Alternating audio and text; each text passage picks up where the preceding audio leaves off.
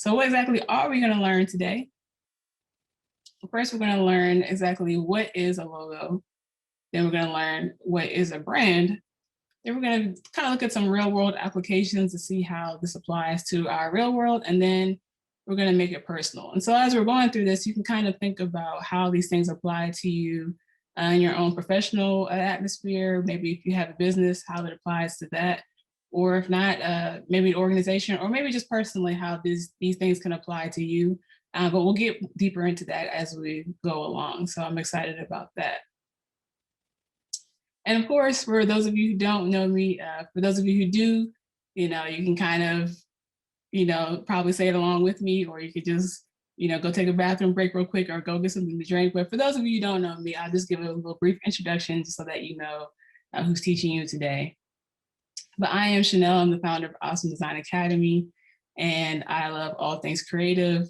And it really all started from this kind of house here, which was in Baltimore, Maryland. This is my grandma's house, where a lot of the magic started. This is where I started kind of drawing, painting, sketching, all kinds of cool stuff I would just kind of do to pique my interest, really just into all things creative, chemistry sets, all kinds of stuff like that.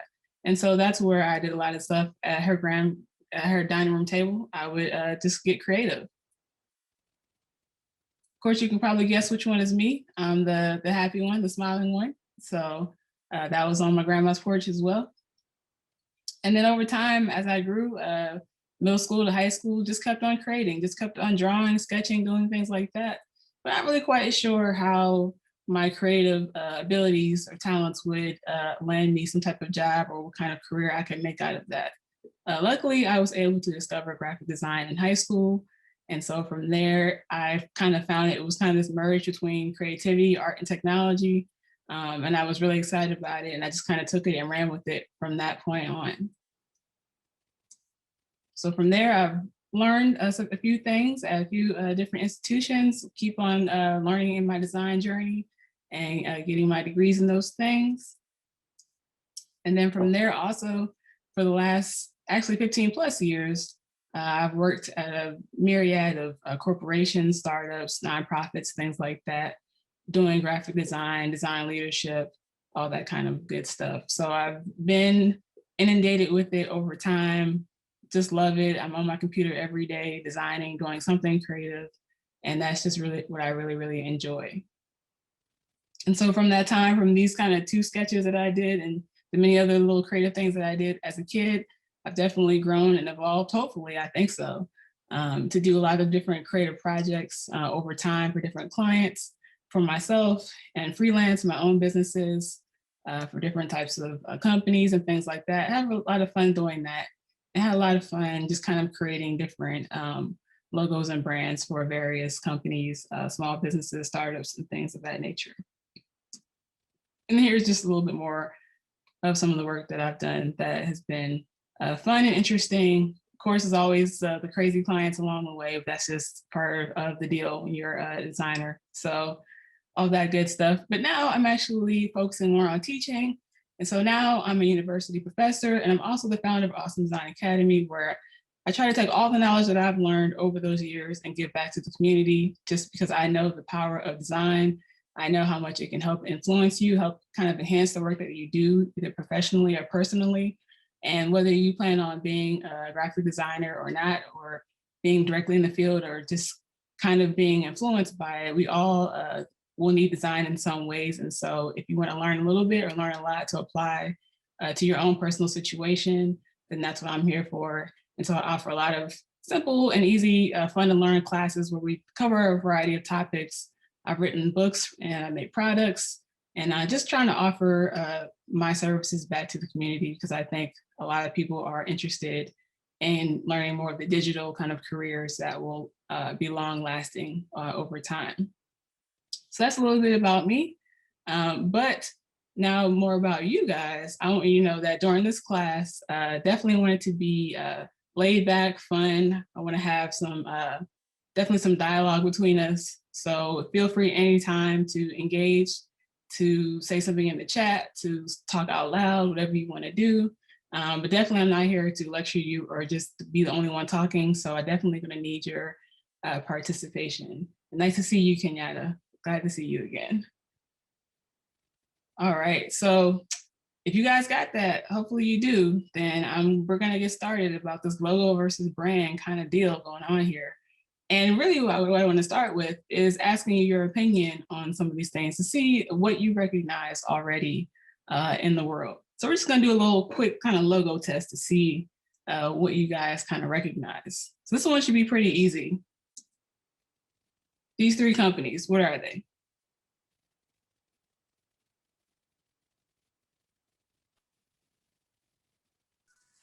Google, Walmart, and Nike. There you go, bam, super easy. All right, let's get a little deeper. I'll just give you a little snippet of each one. You tell me which one it is. All right, so top left, what's that? Amazon, BP. Top right, what's that? Instagram. Yep. Disney, McDonald's, Starbucks. Okay, somebody's rattling them off. All right, okay, cool. Okay, pretty easy. All right, maybe this is slightly more challenging. We'll do one more. How about this? Top left. DoorDash, Yep. DoorDash, Kroger, Mm-hmm. UPS, US Mail, Chick-fil-A, Cavaliers, and Marvel. Okay, Kenyatta, all right. I think she must have seen my deck before I made it. All right, you got all of those correct. Yeah, so I heard of Seattle Seahawks, but yes, that is Cleveland Cavaliers, Chick-fil-A at the bottom, and then Marvel Studios there at the bottom. So what this tells me is that if we see really great logos, they're easily recognizable. We don't even have to see the whole thing. We can just see a snippet of it, and we can just easily recognize that because these logos are well made and they're just long-lasting impression over time. So the question is, what exactly is a logo? Because that's what we just kind of identified. Well, it's just simply a graphic. It's a mark or a symbol or emblem that's used to promote or represent a brand, an organization, a person, idea, a company. It's basically that kind of visual symbol or mark, right? So those are what we just seen just now. And those are really kind of really powerful and popular symbols that we've seen everywhere in our lives, whether we've seen it on TV, we've interfaced with the brand, we bought from them, all kinds of things like that. We're really familiar with those logos. Well, here's a logo you may or may not be familiar with. This was actually the first Apple logo. Yeah, and it looks kind of crazy a little bit, yeah. But basically, this was designed in 1976. It's basically depicting Sir Isaac Newton, you know, the famous mathematician and physicist, basically like the law of motion, that kind of stuff. He's sitting under an apple tree. And I guess it's kind of trying to show innovation, this very smart person sitting under this apple tree. And this is the Apple computer logo. But as you can see, didn't really make it that long. It only lasted for 1 year. Who knows, might have been less than a year. But that wasn't the most successful version of the Apple logo, as we know. And we already know now what it looks like in our mind. We don't even have to question what that is. So that just goes to show as well that usually the way you start is not the way you finish. But that was the first Apple logo. So interesting, but definitely not the best logo at all. So how do we actually determine the different types of logos? How do we think about logos? So there's three kind of categories that I kind of categorize logos under.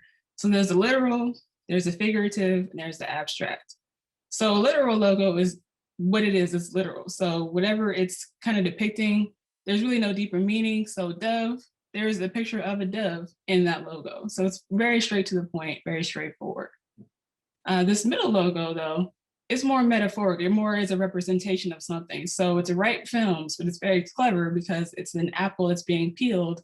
And then the kind of the end of that apple peel is like a film strip, a film reel. So it's kind of the word ripe and the word films kind of integrating together in that imagery, which is a pretty cool way to represent that company. And then we have a more of a kind of abstract type of logo. So maybe there's no kind of figurative or literal meaning that you can see up front, but maybe there's some type of deeper meaning behind it, or maybe not. But these are kind of the general categories of logos, how we think about how companies or brands or ideas want to be represented visually. But then we can go even deeper. What are the actual types of logos that you can make? And what are the terminology behind these logos? So the first one, we can do a letter mark. So basically, it's really simple. It's just a type-based logo that's usually like maybe an acronym or just based on a few letters in that company's name, but it's usually like 4 letters or less. So home, box office, CNN, IBM, things like that. Just kind of a really kind of quick, short letter mark type of logo, but still stylized in a way where we can recognize that. So we got the letter mark. Then we take it a step further, we also have the word mark. So basically it's the name of the company or organization, but it's a type-based logo. So the type is stylized in a way that we can remember that. And it's used to represent that organization or business name. So these are just a few of some really nicely well done word marks that we all recognize, probably have used, bought from, consumed at some point in our life. Then we got the pictorial mark. So this is just actually just a symbol that represents something. So it's kind of like an icon-based logo where we don't even have to see the name of the company. We just see this mark and we know it's just off jump what it is. So we know just looking at this is Twitter, Shell, and Pepsi. Then we've got the combination. So basically it's like the word and the symbol combined together. So you can probably recognize these things by just the word or the symbol, but we can combine them together to have that kind of combination word mark, letter mark, symbol type of logo. And then finally, we've got the emblem. So this is typical, we see these inside something inside of a shape, like a seal or a badge or a crest. So we see a lot of different logos like this. So this is just kind of the more technical terms behind the types of logos that we can see. But the one thing about a really good logo and the ones that you guys were able to recognize is that I think the best logos are very clear, they're versatile, so they can be used in different types of ways. And they're usually simple. Simple is good. A lot of people have a hard time or they struggle with the simplicity of it, but most of them are simple and they're definitely memorable. And so looking at that, judging by that Apple logo, wasn't the most simple logo, definitely wasn't clear what it was. And so they definitely strayed away from that and went to something else that was more memorable. So these are really good logos and they're just the different types. But then there's some not so good logos. And we can see why. So the first row of these logos, it's really about interpretation. So just looking at these, we can just kind of tell that this can be open to a bad misinterpretation. And just from the way that these were placed, the way that these were laid out, that doesn't look like a safe place to me. That doesn't look like a place I want to send my child to the pediatric center. But someone who made this, they weren't keeping in mind the way that they made these logos, how someone could interpret these. So didn't do the best job. And then that bottom row, depending on your understanding of design principles and the way you put things together using fonts and colors, if you don't do that successfully, sometimes you can get these kind of corny looking logos, not well executed looking logos. Sometimes when you try to make things a little bit too literal, it comes across not the best way. And so these are not, I don't think, the best executed logos here. I think Edible Arrangements has since changed their font to be something more modern looking. But I think that this iteration of Edible Arrangements is definitely kind of an old school, outdated type of look. So yeah, so you can have some good ones, not so good. I'm sure we've all seen the not so good out there in the wild, wherever, but that's just how it is. That's why design is great, because there's always a problem to solve and we can try to help level up these people and get them on the right track. So now that we know what a logo is, we kind of have a good idea of what's going on with this. The question is, is a logo the same as a brand? Well, before I answer that question, let me just tell you a real quick story. So a couple of years back, I had a colleague who referred me to a lady named Susie, who he told me was great at design, at branding, at design education. He thought we really would click well. He thought we should connect so that maybe we could, I don't know, collaborate on something. So I said, okay, cool. I'll go meet Susie. He said, so yeah, go do that. He just said, when you see her, you'll know it's her because she's very eclectic. She's got a very interesting wardrobe. And I said, okay. So I went to go meet Susie, and I'm looking out for her at the coffee shop, and I don't see her yet, but then I do see her because I noticed the very eclectic kind of standoutish type of outfit that he said she'd be wearing. And she had on this kind of really interesting peacock coat. And it was 80 degrees outside, and it was kind of weird, but hey, that's Susie. I was like, we can roll with that. So she definitely stood out, and he told me that she wears this coat like everywhere she goes. So hey, that's your cup of tea. Do what you do. So I met Susie, and she looked nice from afar. She seemed like she had a nice disposition, and so I went to proceed to talk to her. And so from my first impression, I kind of judged her by what she looked like. And so her unique jacket, we can kind of think of that as maybe her logo, because that was my first impression visually of Susie. Now, as I continued to talk to her and kind of get a feel for how her personality was, I saw the way Susie interacted with the waiters. She was a little bit snarky. She kind of had an attitude with me. She kind of was standoffish, didn't really seem to want to talk or share her experiences. And I was really kind of second guessing like why I came to this meeting, because she really wasn't open to talking. I didn't know if she was having a bad day, what was going on. But at that time, I kind of was like, I don't know if I really want to deal with Susie in the future. So her personality, her attitude, her character, the way that she kind of treated me and other people, that kind of led me to shape my idea about where her reputation might be, as far as the way that she acted. So the logo was kind of like her jacket, but then her reputation, her personal brand was actually what she actually was like when I interfaced with her. So again, the question is the logo the same as the brand? And drum roll, please, hold the phone. The answer is no. The logo does not, I repeat, does not equal the brand. Some of you may be shocked to know that. Some of you may have already known that, but the logo is not the brand. Now, for you guys who may be visual designers, another shocking fact, the visual identity also is not the brand. Okay, all right. Well, what are you trying to say then, Chanel? Well, I'll let you know. So in fact, remember, the logo is just a graphic or a marker or symbol that visually represents that brand or company or idea. But the brand is actually how the business, organization, or individual is perceived by others. So really, the brand is a perception that is created by a collective of different factors that we'll get into in a second. But really, brand is really more of a perception. It's not really just one element, but it's many things put together that make us perceive or view something in a certain way. And I'll explain that a little bit more. So going back to Susie, I recognize her by her crazy jacket that she likes to wear everywhere for some reason.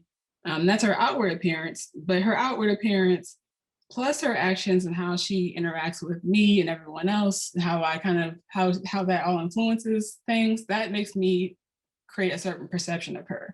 And so that's more of her personal brand. It's the visual, and then we get down to it, who she really is and how she interacts. All of that combined is her brand, because it forms a perception for each person who comes in contact with her. And so, yeah, that means that the perception can be different based on who interacts with Susie. And so we can kind of start to think, well, the perception can be different for people who interact with different brands, companies, and things like that. So again, the question is, what is exactly a brand? Well, let's see what these things components are. So a brand is not just a logo, but it's a collective of all these things combined. So it's the culture, it's the messaging, it's the personality, the attitude, it's the experiences, it's the values, and of course, it's also the visual identity as well. So all these things actually work together to help us form a perception about that company or organization or person. Does that make sense to you guys? Yes. Cool. Just make sure you're still here. Make sure I'm not Yes. talking to myself. Cool. Got it. All right. So let's dive a little bit deeper into what I mean by all these kind of elements and how they all work together to create a perception. So first, culture. So what's the behavior of the employees that work at that business or the members of that organization? Like, how do people actually act inside that organization? And how does that kind of influence from the inside out how people perceive that company or organization on the outside? So, you know, I'm sure you could think of a job that you worked at or work at now where maybe the environment was really fun. And you could think of one where the environment was not. Maybe it was destructive. Maybe it was tumultuous. Maybe you didn't have people that supported you. But how did that reflect how you felt about that certain company or place? So that's a really important thing to kind of think about as far as brand. How do the employees interact with each other? How does leadership interact with the employees? And then how does that kind of relationship on the inside kind of spill to the outside and have a greater influence on kind of the global culture or the local and national culture? How do the people outside of that organization feel about them? And is it an equal, is it a parallel, or is it different? Do people who work there feel differently than the people who don't? How is all that happening? And so, yeah, there could be a lot of different perceptions based on who you are and your experience, but culture does play a part in shaping your brand. Also, your personality and attitude. So what actually describes that brand? Like, what are the attributes of that company? Is it scientific company? Is it an academic company? Is it an edgy place? Is it fashion forward? Is it very serious? Is it fun? Is it playful? All these things kind of shape the personality of that organization or company. And so that's part of the brand as well. And how do they think? What's the way that they approach problem solving? Are they innovators? Are they very safe and strategic? Are they kind of all over the place? Is there a strategy? Is there not? So just kind of the way that that organization or company thinks is also kind of part of their attitude towards whatever problem they're trying to solve for their consumer, or their attitude towards how the world works. Then you got your experiences. So how do you interact with these places when you go there? So I'm sure you've been to a restaurant or a store, or you've been inside of a corporate space or office where you've seen the interactions be one way or the other. Maybe when you're shopping, there's a certain type of aura or smell or experience that you're having. Maybe you have a certain energy that you either like or don't like. But all these things kind of shape the way you feel about a place. So you've gone into a place where you've had awesome customer service and you've interacted with the employees and the staff, and they're really nice. And you've gone to places where even though people told you, hey, go to this restaurant, it's great, but then you went there and the food wasn't good, or the waiter was really rude to you or something like that, you know, you're saying to yourself, well, maybe you liked it, but I had a totally different experience. It was terrible. And so that experience will definitely shape the way you perceive that business moving forward. Then the messaging. This is obviously really important because this is how we're communicating to our audience. So how is this business or organization talking about itself? And then how is it talking about its products and services? So how are they writing about it? And how are they speaking about it? So when you go read the website, is their website copy? Is it very straightforward? Is it serious? Is it playful? Is it personable? Is it academic? How does it sound? And then even when you talk to the employees or the staff of that company, how are they representing the business? Is there certain keywords or terms that only that business knows that they use with certain people? Is there certain industries that talk differently than others? That's really all part of your messaging and how you talk about yourself within your collateral, or how you talk, you know, verbally to other people about your business. So messaging is very, very important because the words that you speak, you know, can reflect and what you are, and it can cause a certain perception to take place. So very, very important there. And then the values. This is really important too. Like, what does this business believe in? Like, what are the things that they stand on to help them stay in line and stay on their mission and their vision? So do they believe one way? Do they believe in integrity or ethics, or do they believe in having fun? Do they believe in research? Or do they believe in kind of just random discovery? Like, what is the company's beliefs, and are those beliefs actually reflected through the people that work there? Is leadership upholding these things, or is it just something they're just saying just to say, but not really doing it? Yeah, Kenya, I feel you on that. Target is great. It's really relaxing in there, and it's kind of crazy because going to Target for some is a different feeling than Walmart, even though they carry similar items. Like when you go to Walmart, at least when I go, I think of like convenience, and I think of, you know, I'm just going there to get something, but I don't really go in there like for a peaceful shopping experience, because for some reason, I guess where I live at, Walmart is more crowded. But when you go into Target, it's like quiet, it's peaceful, it's bright, it's a little bit more modern, I guess. But that's just my perception. Yeah, I feel overwhelmed at Walmart too. The one by my house is actually pretty decent, so I can stomach it. But yeah, it's just like a different experience, and the way that they actually market themselves is a little bit different than Target too. So it's really interesting how you can offer the same type of product or similar products, but the way you brand yourself, the experiences, the collective experiences that you have, can make people feel totally different about you. So yeah, it's really crazy. And then of course, last but not least, this is my favorite part because this is the part that I do as a designer, but the visual identity. Like, how visually does this business look? So as far as like the logo, the colors, the photography, the graphics, the marketing collateral, so the website that you might go visit, when you see their social media pages, or if you get a brochure from them, or even their actual product design, how does that actually look to you?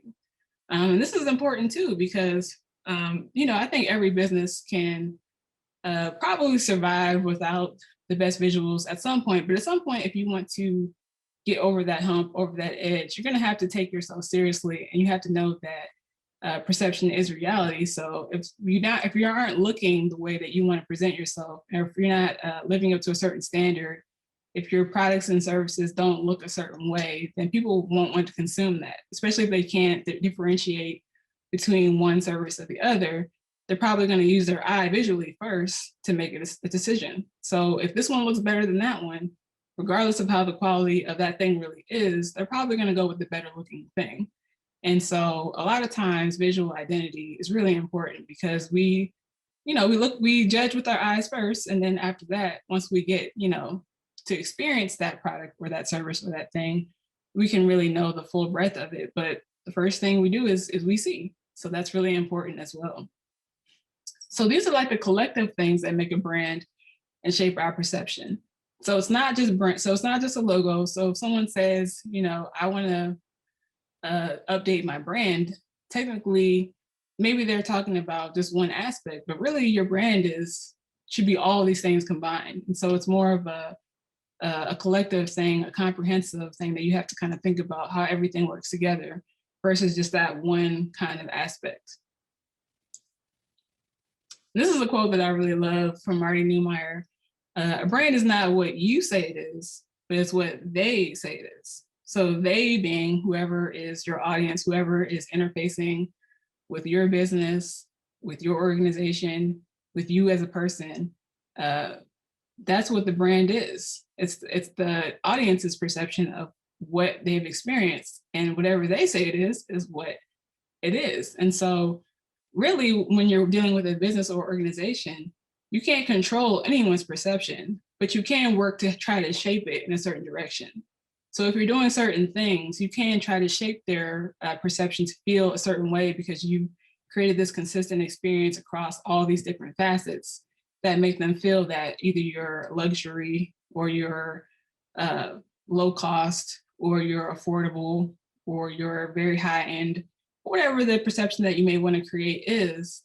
You just have to create an intention behind what you do to be able to kind of help shape that perception.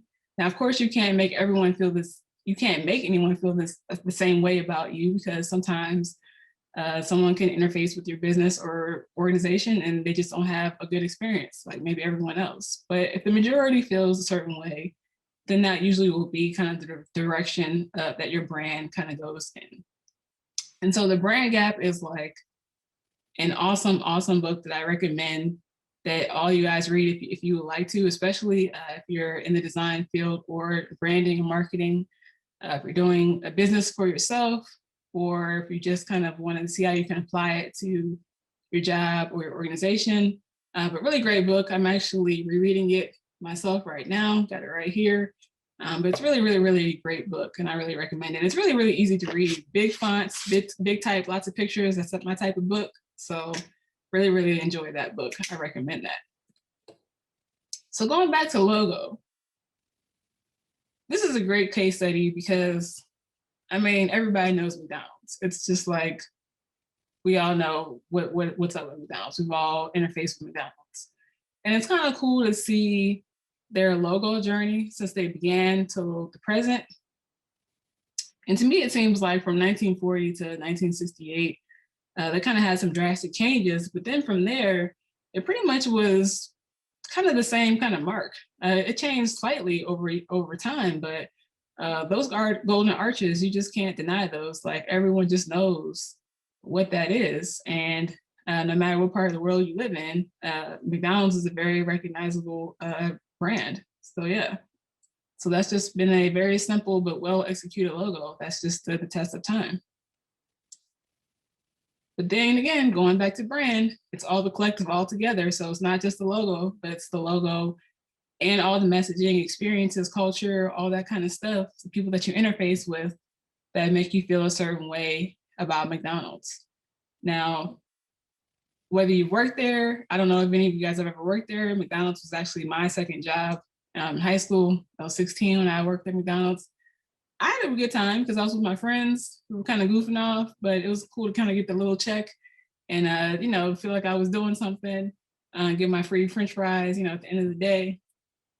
But, depending on if you worked there or if you didn't, if you had a good experience at McDonald's or if you didn't, how you feel about the food, if it's healthy or not healthy, whatever you might feel, you definitely recognize this brand. And so you may have had different experiences through going there, through going to events where McDonald's was a sponsor. I mean, you see them everywhere. It's almost like you kind of don't even, you see them so much that sometimes you don't even really recognize that they're there, because it's just like, it's McDonald's. That's what's supposed to be there. I see them all the time. But these things all shape your perception. And then going back to the visual identity, this is just a way for them to kind of draw your eye in. They always try to keep their kind of brand, visual brand updated so that it's relevant and it's fresh and it's new and it resonates with people old and young. And so this is just kind of an example of the way they kind of use their visual brand across different collateral, across their products, across their packaging, across, the different fonts they use and colors, illustrations, icons, things like that. Pretty cool stuff. And even just looking at this picture of these French fries, like, you can probably smell or taste the fries right now, because you just know when you go to McDonald's, you know what you're gonna get. It pretty much is the same flavor, same taste. It's pretty much the old faithful. Like, if you don't know where else to go, you know what you're gonna get when you go to McDonald's.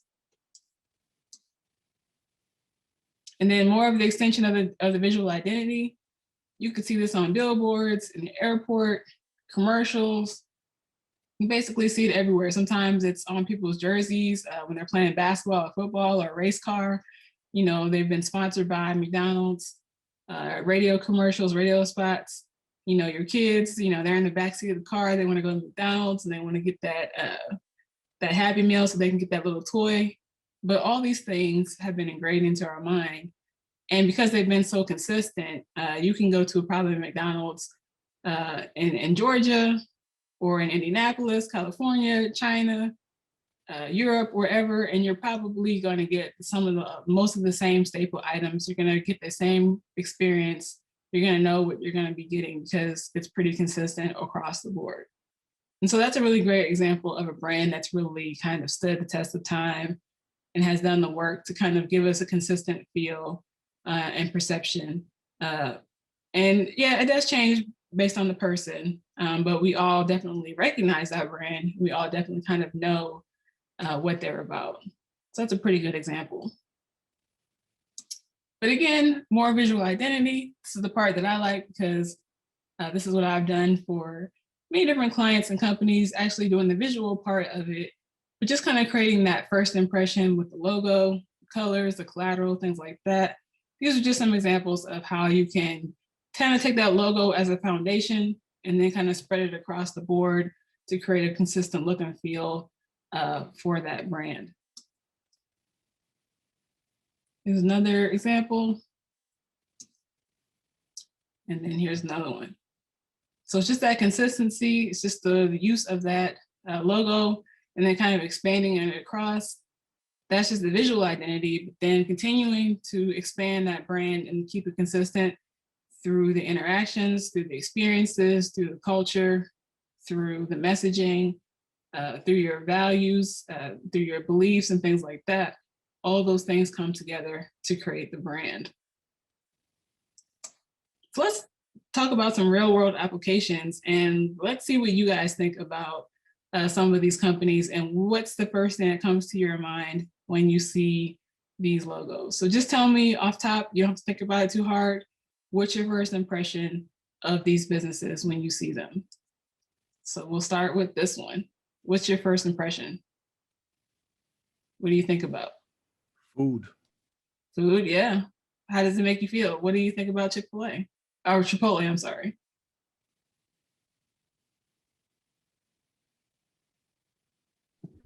A healthier choice.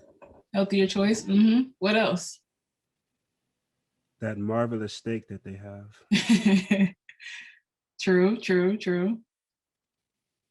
So you think about I know food. that non-GMO. I look Yeah. for like non-GMO foods. So Mm-hmm.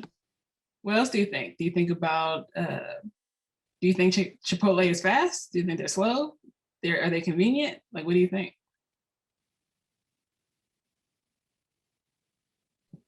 I think it's pretty convenient when I go there. Mm-hmm. I think so too. It's something about Chipotle. It's like when they make your burrito or your bowl, it's like you have to eat that thing like 10 seconds after they make it, or it's like cold. I don't know. It's kind of weird. Maybe that's just me, but it's like if you take it home, it's pretty much cold by then. So that's kind of what I think about. But yeah, I like Chipotle. How about this one? What's your first thing that comes to mind when you think about NASA? Space. Yeah, what else? Yeah. Oh, you might need to unmute, Tiffany. There you go. Science. Mm-hmm. Science. What else? The unknown. True. Yeah, there's a lot of unknown. Who knows what they're doing up there? We don't know. Anybody else? Anybody else got any thoughts about the first thing you think about when you think about NASA?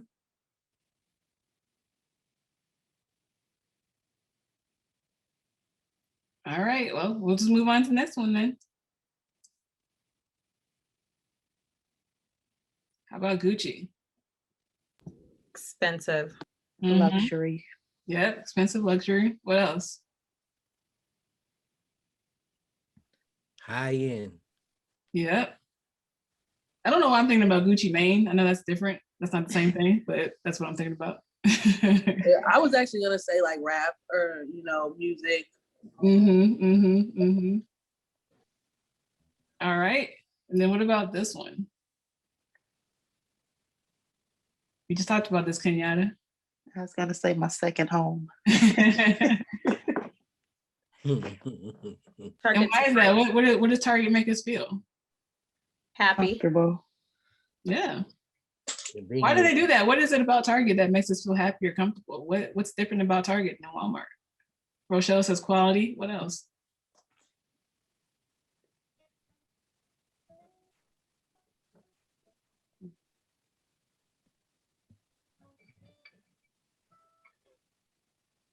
Give me something else. What else makes us feel great about Target?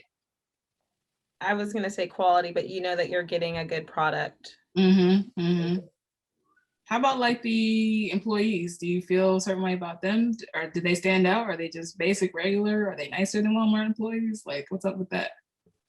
They're They're helpful. yeah, they're accessible. Customer service. All right. Very good. Cool. Well, let me get your opinion about this. So just tell me off of your own personal opinion, which one you think is better. Is there a car that's better than the other? And why? Teslas are definitely more expensive. Hondas.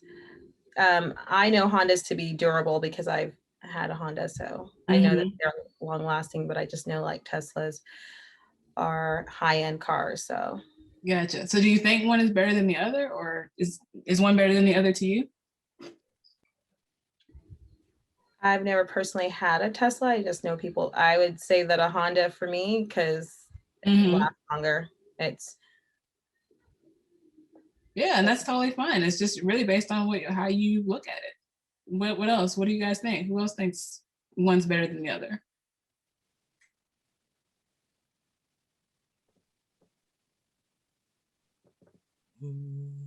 I don't necessarily know that one is better than the other, but I think it's maybe the branding or messaging with Tesla that makes it have this perceived higher value than Honda, even though, like she said, Hondas could be just as durable, if not more durable than a Tesla.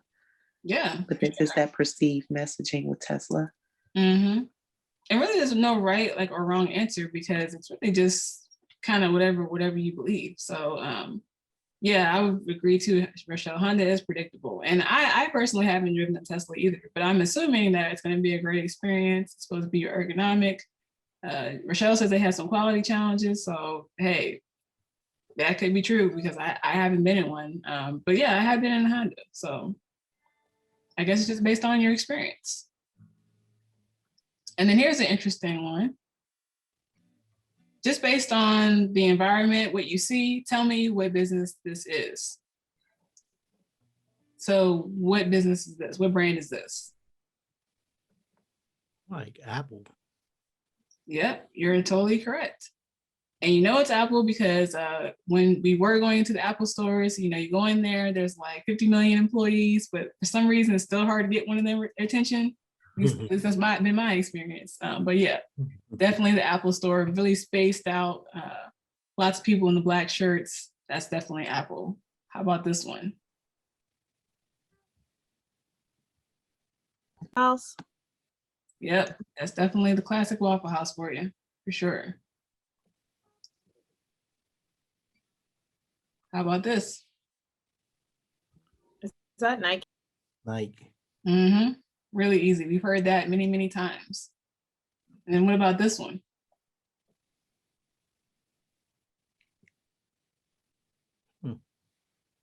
Chick-fil-A. Yeah, Chick-fil-A, they're always saying my pleasure. Now, I think they actually say my pleasure at some other places too.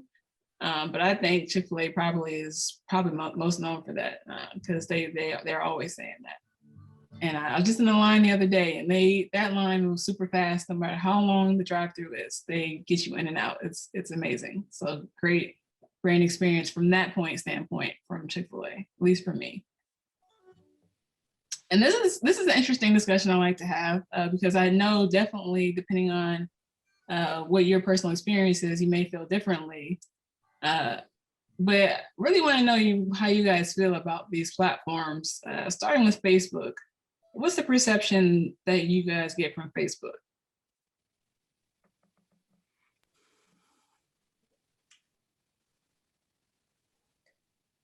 socializing. Socializing, yeah. But what's the perception though? That's what you do on there. That's what you do on all of these. But depending on people's age or where they're coming from, you know, you may feel differently about each of these platforms. What's your perception of Facebook, or what have you heard the different perceptions of Facebook is? Over time, I started to feel like they were a bit invasive. Yeah. What else?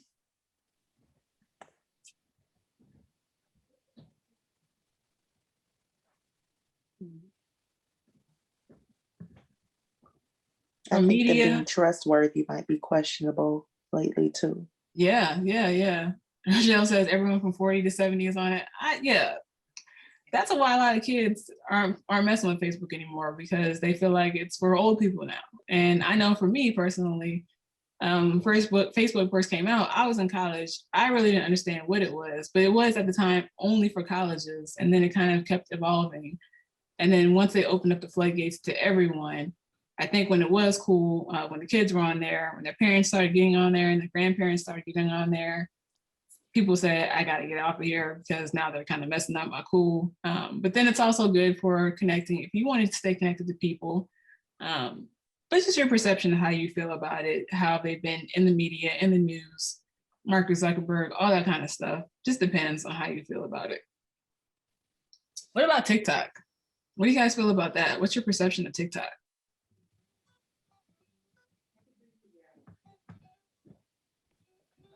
I saw it more so as entertainment, but I see now how people are shifting it to use it with their brand messaging, but initially entertainment. Okay. What else? What kind of audience is usually on TikTok? Or do you feel is usually on TikTok? Gen Z and younger, like the younger portion of millennials. What else do you guys feel about it? Do you guys use it, or do you feel like it's silly, or like it's helpful, or like it's useful, or what do you think?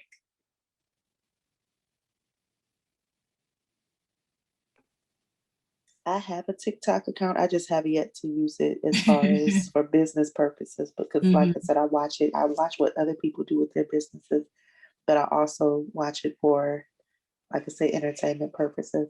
Yeah. I mean, I feel like anybody can just get on there and do a little coordinated dance, and Exactly. you can go viral. So it's good for that.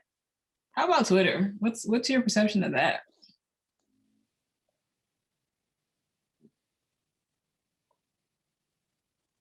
And it's whatever you think. There's no right or wrong answer. It's just your own personal perception of it.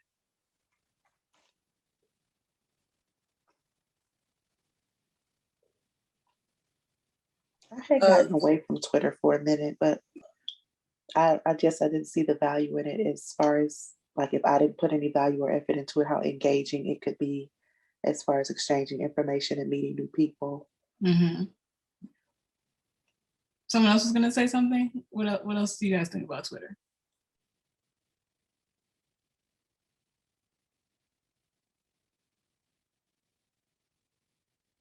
Are you guys using it?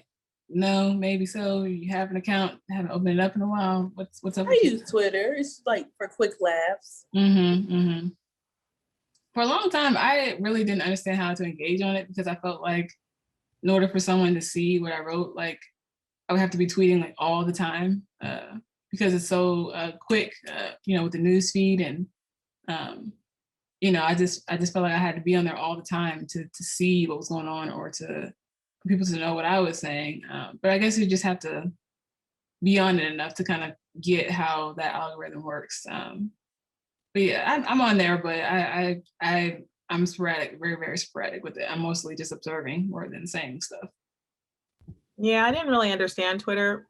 I mean, I would comment, to my friends and stuff, but I didn't really understand it, so I didn't use it. Yeah. And then of course, there's probably some political thoughts behind it. Our former president was using Twitter a lot, so it just depends on how you view it, what you perceive about it. Is good or bad? It's become a much more I guess used news source over time. I think it started off as entertainment, but a lot of people go to Twitter to get their information. I don't know if that's the wisest thing to use any of these platforms to get all your information from there, because probably definitely not accurate on all fronts. But that's what some people do. So it's kind of interesting. And then finally, Instagram. What do you guys think about that?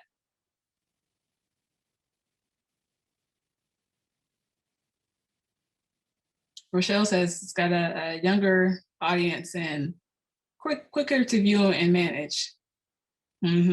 What else?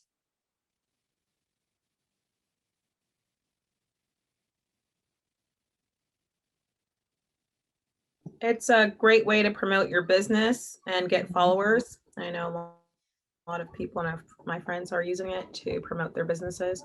Yeah, I mean, it's pretty simple because I mean, it's just, I mean, it's pictures, so it's pretty straight to the point. Of course, you can add words and things like that, and you can even post a picture of pictures of words, but definitely, I maybe more straight to the point than maybe Facebook or the others. But yeah, it just depends on what you think. They all can use video. You know, they all have followers. They all have a wide range of ages that use them. But sometimes we do associate certain types of behavior or a certain demographic on one over others. Even for us personally, we have preferences for where we think our customers may be, or our friends or family may be, or where we can get our message across. But yeah, these social platforms, there's many more than this, of course, but it's just kind of interesting to see what people think about these things. And then lastly, to pick your brain, I just kind of want to see what happened to some of these brands that didn't make it. And I just want to know what you guys think about why they are struggling currently or why they just didn't make it. And so we can talk about any of these. Maybe we can start with Kodak. What do you guys think? Like, why didn't they make it?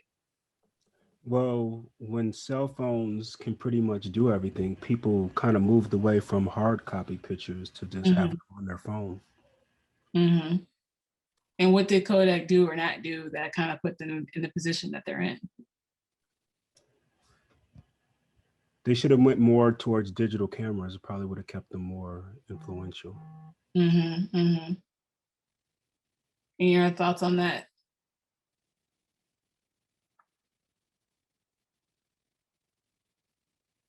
Yeah, I don't think Kodak is around anymore. If they are, then they're very, very quiet. But I think they're pretty much out of the picture now.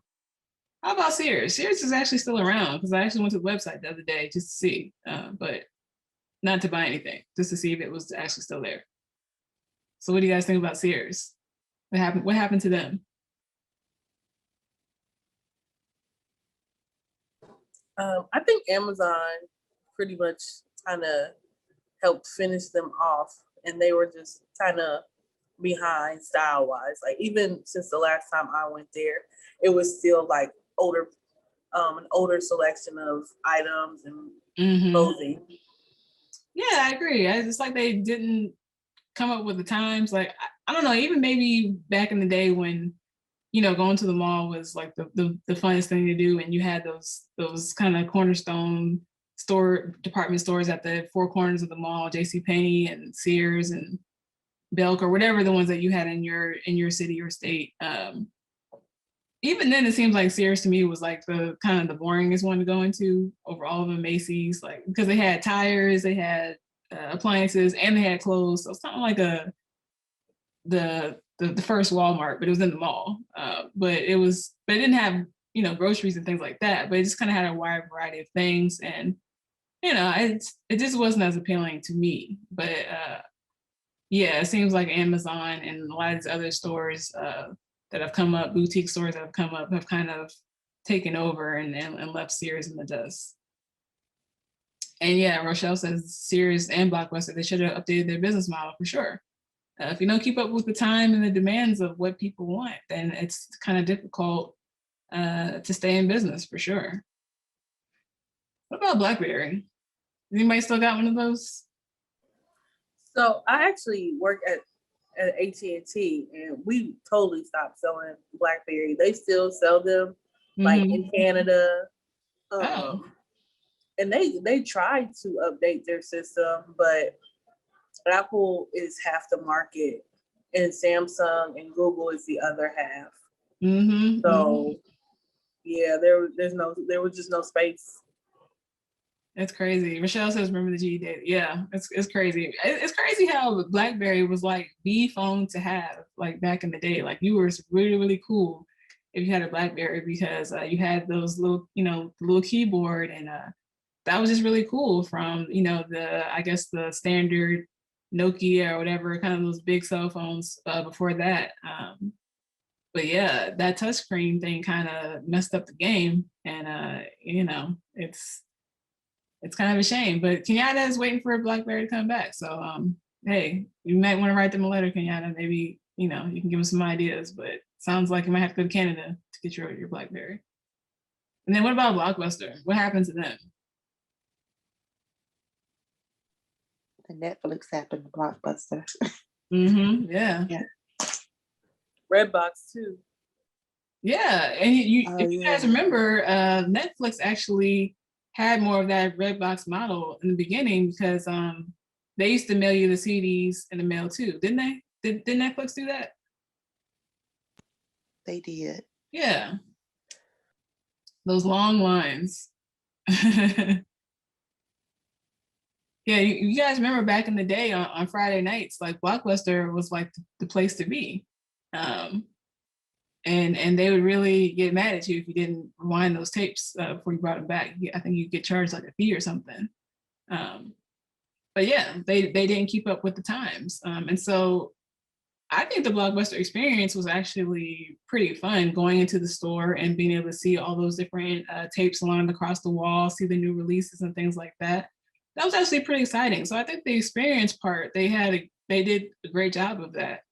But it was the technology aspect, just keeping up with the times. And once another competitor came in that gave a more convenient model, I think Blockbuster may have gotten cocky or something. They just felt like, well, we got this. Like, we don't need to change. People are going to keep coming to us. But in reality, that's not what happened. And, you know, just little by little, you know, even I started going, you know, when I go to the grocery store and I see the red box right outside the grocery store, well, I can just go here and get it instead of the red box, instead of Blockbuster.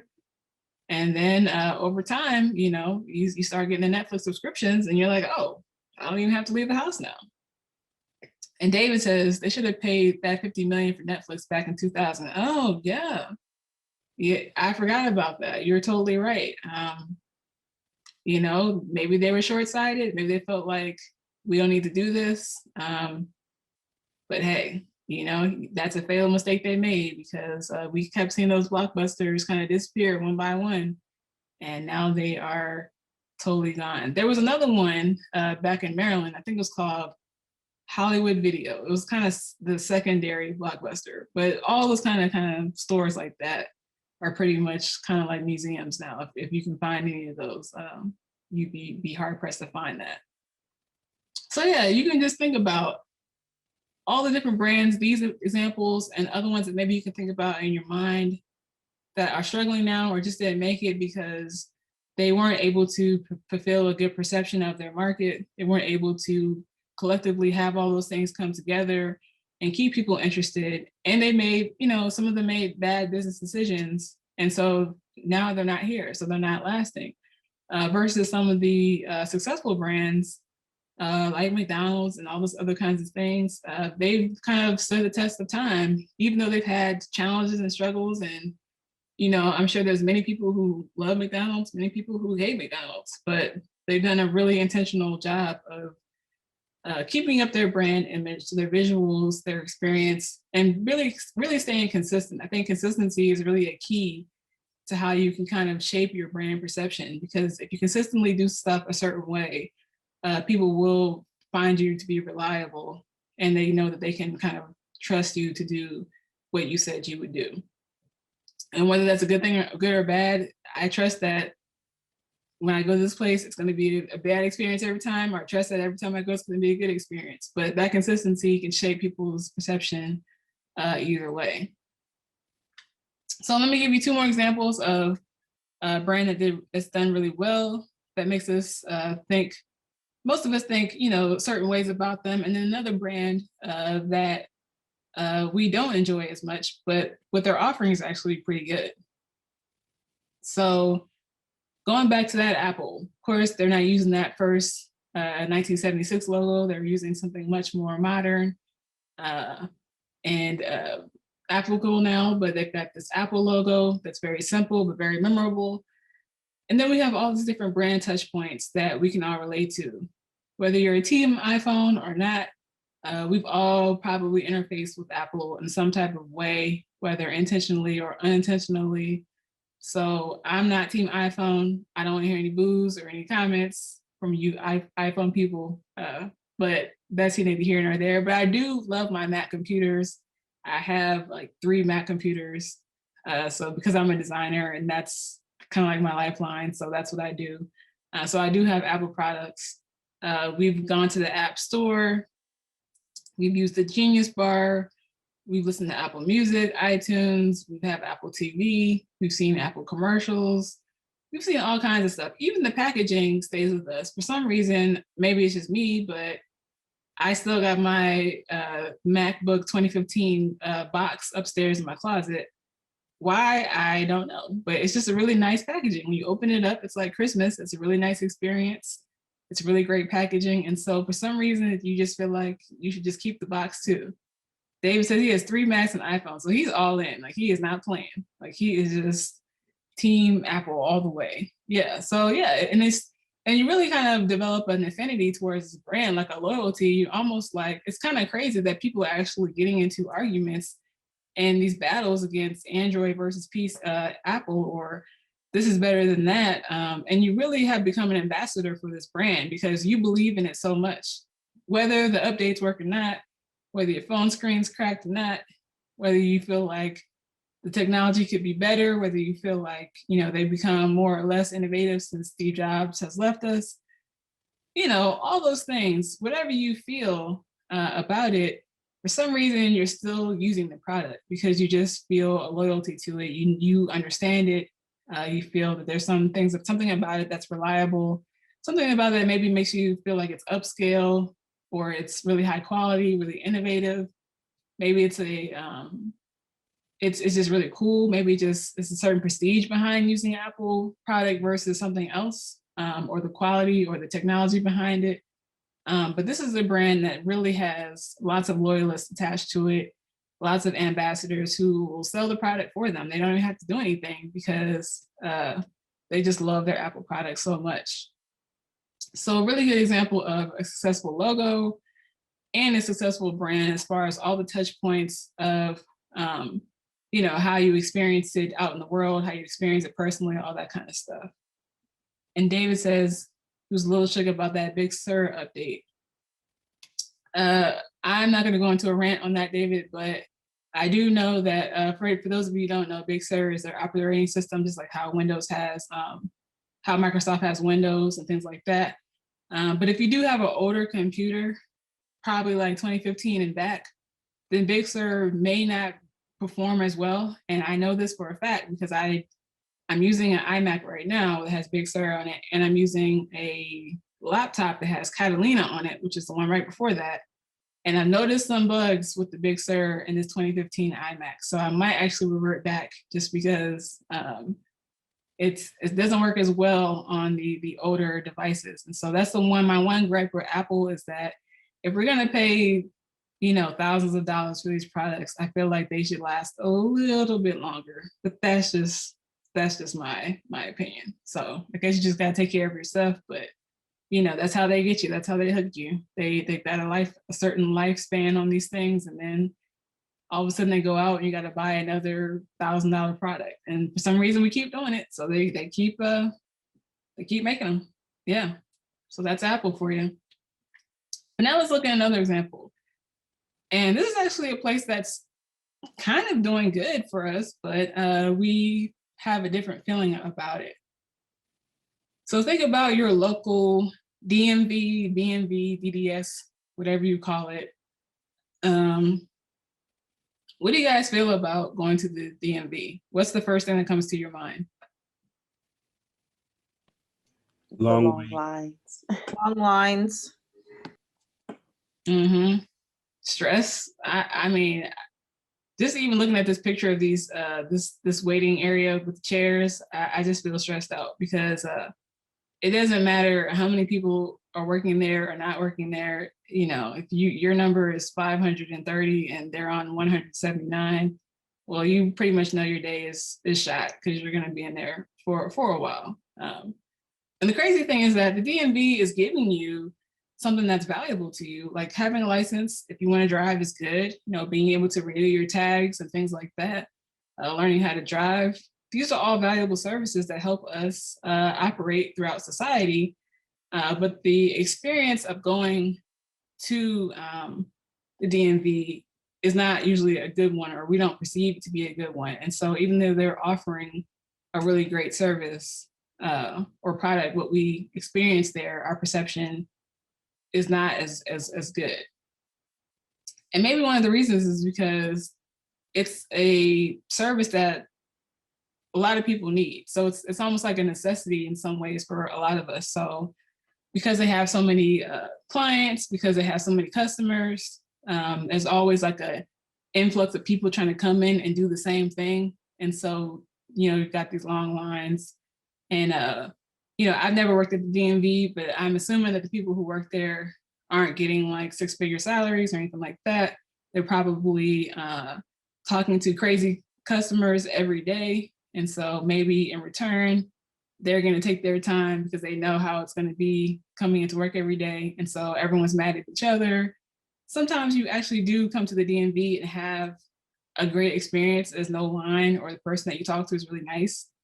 But it's almost like an anomaly. Like when it does happen, you actually, tell your friends or your family about like, hey, I went to the DMV today and it was fast. I was in and out in 15 minutes. That's almost like the opposite of what usually happens. And so this is kind of an example of a brand that doesn't stick well in our mind, I guess, even though they offer a service that is valuable to us. And so how can they change this? I don't know. Maybe you guys have some ideas of how they can do better, but it just seems like one of those things where it is what it is, and that's just how it's going to be. So kind of two interesting takes on that. So we've talked about businesses and organizations, but how do we actually just make this personal to ourselves? Because if you can't relate to it from the business standpoint, or if you're not really thinking about it for your job, then how does this relate to you personally and how you view yourself and how others view you? Well, before we get into that, we got to remember the logo brand equation. So remember, the logo is the first impression. It's that visual mark or that symbol or that word mark or whatever it is that represents that business or place or idea or thing. And then when we combine that with the brand experience, all those other things, the messaging, the value, the people, the places, the experiences, the attitude, those two things together equal the perception. So it's not just one of those things by itself, but it's everything combined that creates that brand perception. And so it's really important to always think about how all these things work together in order to kind of affect the way we think about things. And even, you can even have it can be one way or the other. You can have a great logo, a great visual experience. But then when you come in and you actually start interfacing with that brand, you realize that it was kind of fluff. Like everything looks good, but then my experience really wasn't that great. The product or the quality of the service was really kind of bad. Or the other way around. Maybe the business or organization is doing really, really great things, but you just kind of stumble upon it because their outward appearance, what they look like, wasn't really that good.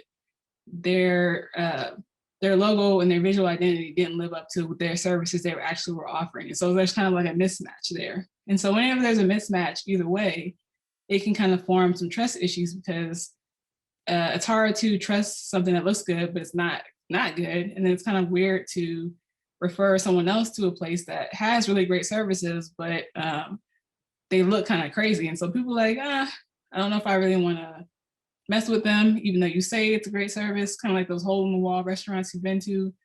Food is absolutely amazing, but you actually go there, it's like in the corner of a shopping center, it looks kind of dirty. You're like, this looks a little sketchy, but the food is actually amazing. Those are kind of like these kind of mismatches that we have because there's something in that equation, that brand logo equation, that's a little bit off. But if you're able to have a great first impression and also have a great brand experience, then you're going to be in good shape in shaping that perception for your customers. So again, before we get to personal, we can think about this personally if we're thinking about our own business or our own organization.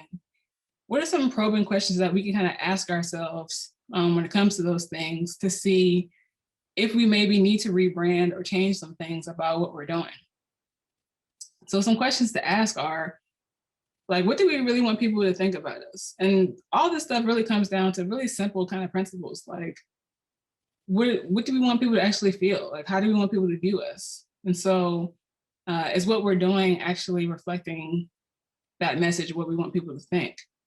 What are our values? So what do we actually really believe in? Not what do we say we believe in, but what do we actually really believe in? And that's usually reflected by how you act, how you interact with people.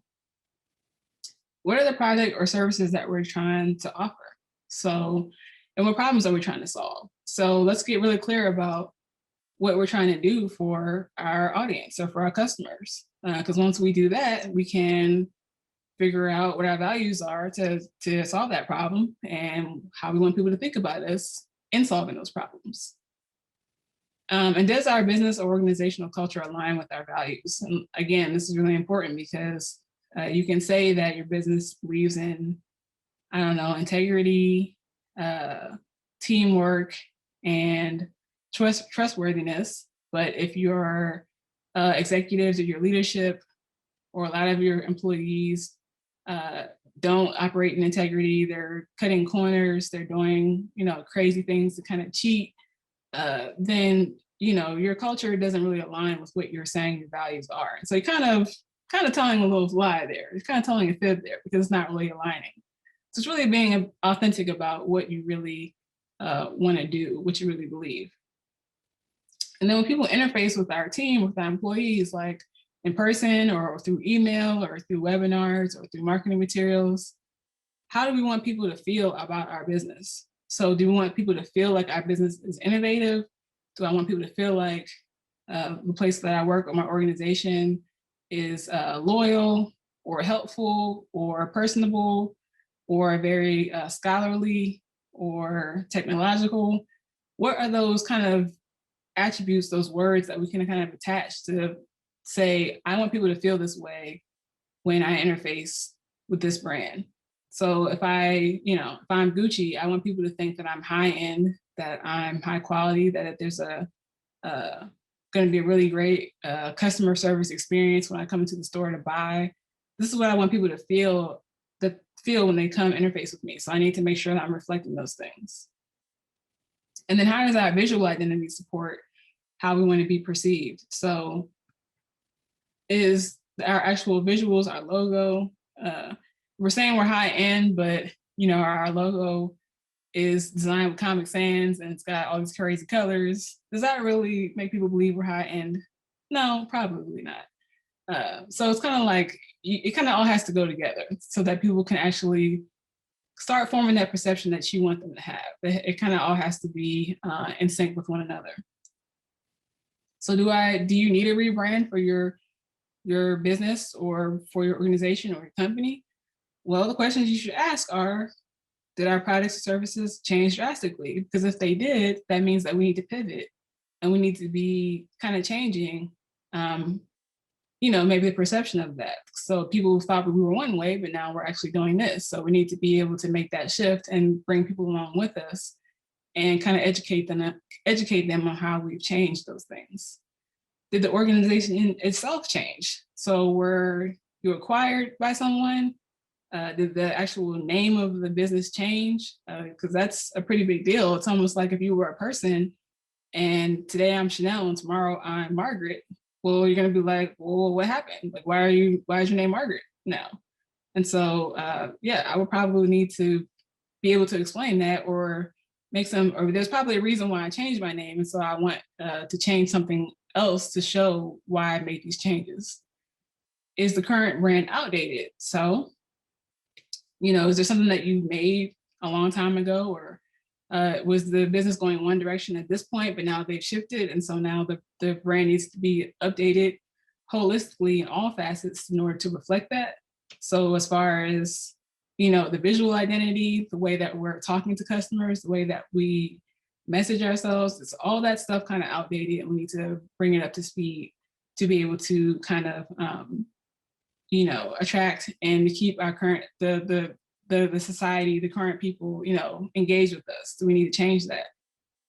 And then do we maybe drastically need to just change how people perceive us? Because maybe we had a misstep, or maybe people have perceived us to be this way and we want to be looked at that way.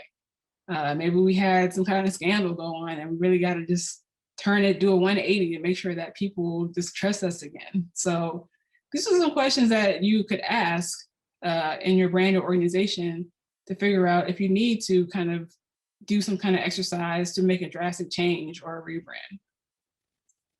But if this doesn't apply to you, then let's just think about how we could do it for ourselves. So instead of asking about my business, I can just say, well, what is my personal reputation? How do people view me? What are my values and beliefs? Have I actually sat down and taken time to think about what I believe in, what I value? What makes me unique? What's my authentic personality? How do I represent myself in these different spaces? Am I one way at work, and another way at school, and another way with family, and then another way with strangers? Do people consider me kind of like consistent across the board, no matter where I am? Or am I like a totally different person depending on who I interact with? And of course, there's sometimes where your personality is more appropriate to be a little contained more at work probably than, of course, at a party with friends. But as far as like your actual character, as far as how you kind of are as a person, is that consistent? And then does my outward appearance support how I want to be perceived? You would ask these questions not because you're trying to please other people, but really because you're trying to get to your best self. So it's really more for you than for anybody else. So how can I level up myself so that I can feel better about what I'm doing? How can I kind of more get closer to my own greatness by evaluating these things?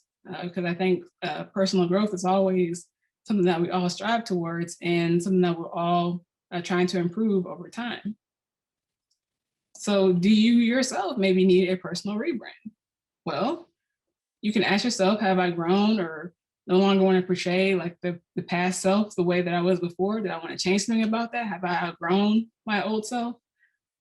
Do I have like some new beliefs or values that I want people to know about? Do I want to pursue a new career path? So maybe I was in medicine, but now I want to go into acting. Those are like two totally different things. So what do I need to do in order to go into that field and to pursue that?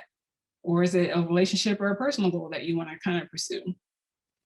Or do you just need to change your reputation because maybe things were working one way and now you want to be perceived in a different way, depending on your past experiences or your actions, whatever. Maybe you want to do a 180 and change that. And so do you need to rebrand yourself? And so I'm actually going to send you guys later on today a worksheet that kind of goes over these questions and a little bit more tips about these things to kind of evaluate where you are in your business or personally and how you can kind of take action on that. So the 3 brand kind of logo questions to ask yourself is, how do I want to represent myself or my business or my organization, whether I work for someone else or I have my own business or I'm in an organization? How do I want to represent that? How do I want to be represented? How do I want people to feel when they interact with me or my business or myself? And then if I don't think that something is going right, do I need to actually rebrand? Do I actually need to change something? And I guess there's a difference between if you want to, if you need to, but sometimes you may not want to, but we probably need to do that just so that you can stay relevant or so that you can improve personally or professionally, or so that you can better service your customers. Do I actually need to do this? And then 3, a really, really important question, are you ready to do the work? Because depending on the brevity of your rebrand, it may take a lot of work. It may take a little bit of time, especially for a business or for yourself, depending on how much work you need to do, but you got to be ready to do it and then execute on that. So I think those are the 3 kind of brand logo questions that you can ask yourself, as far as the brand being kind of the total experience of you as a person or your business, and then you or your business as the kind of outward appearance, that first impression that people get when they interact with you. Do these things kind of align? Do they work together or against each other? Those are just kind of some questions that you can kind of ask yourself over time and see what works best for you. So remember, at the end of the day, perception really is reality. So whatever people perceive, that's what they feel like is the real thing. Now, maybe the perception is off, maybe it's wrong, maybe they caught you or the business or organization on a bad day, or they just interfaced with that one staff member or employee that was totally different than what everybody else was doing. But for that person interfacing with them, that was their perception. And so that was their reality. That's what they felt about it. Even though you say, hey, that's not true, that's what happened. So really, brand is perception, and all you can do is do your best at trying to be consistent, to shape that perception, to try to get people to move in that direction for your benefit and for theirs. And so my question to you today is, what's your brand challenge moving forward when you get off of this call? What can you think about in your own life, personally or professionally, that you can kind of think about those probing questions and see what you may be able to change or improve upon? So anybody got any questions for me? What do you guys think?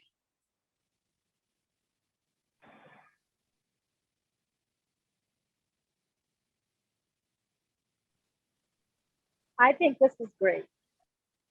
Thank you, Rochelle. I appreciate that. Rochelle is the OG of Awesome Design Academy, for sure. I thought it was very informative. Thank you. Yeah, no problem. And hopefully some of you may have already known the difference between logo and brand, but now you know that they're definitely not synonymous. So if you have been saying, or you see someone else saying, hey, I need to update my brand, make sure you get some clarity with what they mean by that, because brand truly is perception. It's more of a collective than just one thing. So changing someone's logo is not going to change the whole entire brand. That's just the first impression. You need to think about the holistic thing. And so with that, before you go, I just want to give you guys some things that are coming up that I'm excited about. Now, if you or someone you know is needing to kind of partake in a bigger kind of brand exercise for your organization or business, I'm actually coming out, hopefully it's going to launch in April. That's what I'm aiming for.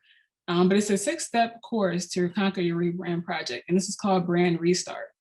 And basically this all kind of stemmed from my own personal experience, because I know the anxiety, the overwhelming feeling it feels to have a CEO or leadership at a company say, hey, we need to change our company. We need to rebrand because something changed. The product or services changed. There was something got acquired. Something was outdated. And so taking on that type of challenge is really big, because it's really going to influence how the business operates in some ways moving forward.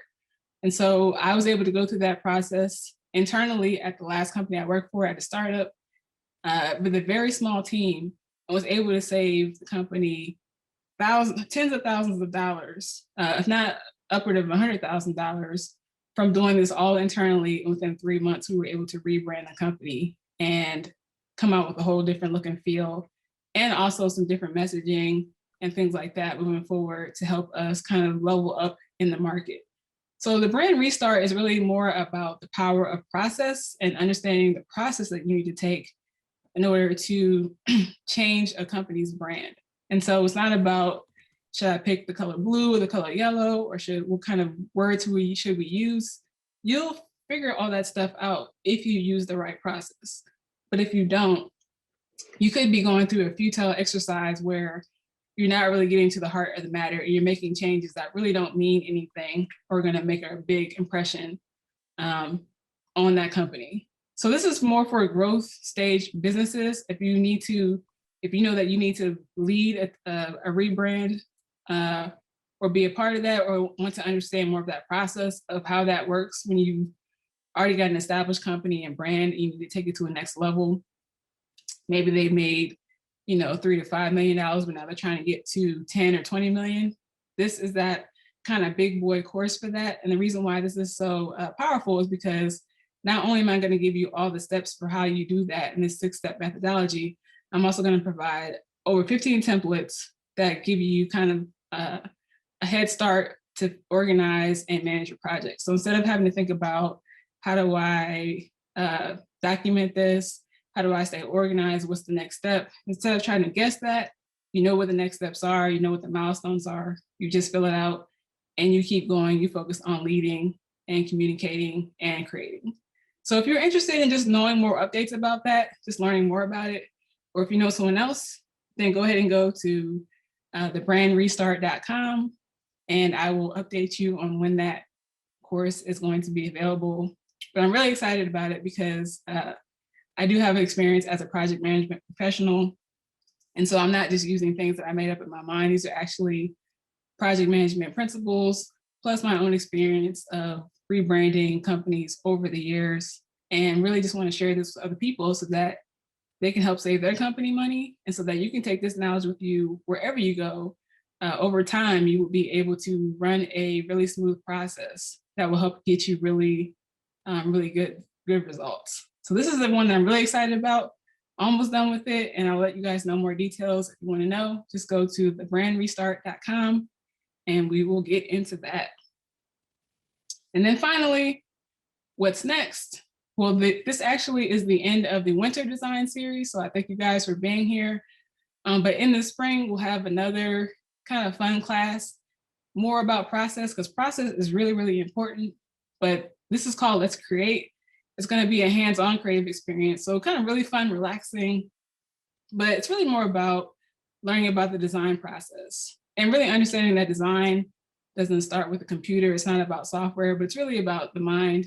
And you can do a lot of things without the computer. But it's just really more about being creative in different ways and sketching, writing, crafting, doing those types of things to understand what those steps in the design process are from start to finish. So that will be in April 17th.